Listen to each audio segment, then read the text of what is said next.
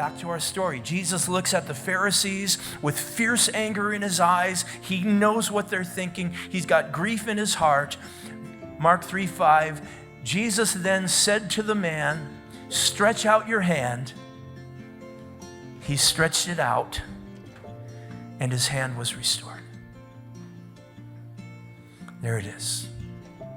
Jesus asked the guy with the withered hand to stretch out his hand. Jesus asked this guy to do something he couldn't do naturally. Withered means dried up and lifeless.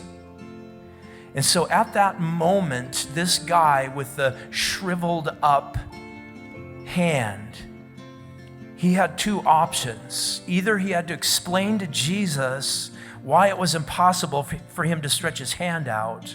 He could argue perhaps with Jesus or whine about how hard it is to have this withered hand, or he could obey Jesus.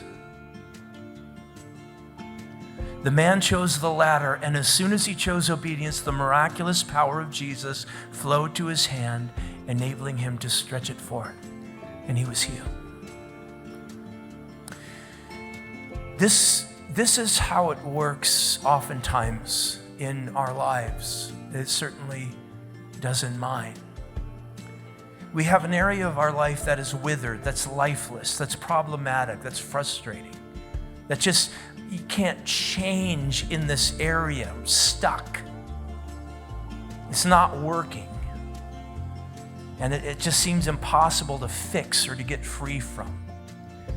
And you've probably got other areas of your life that are fine, but Jesus wants to address the problem areas. That's what he wants to do this morning.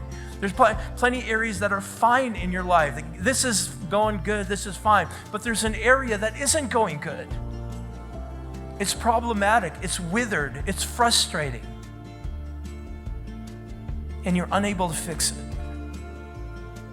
Maybe it's a relationship that's gone south, or a behavioral pattern that you can't seem to break free from. Maybe it's a physical, literal physical thing, like the man with the withered hand.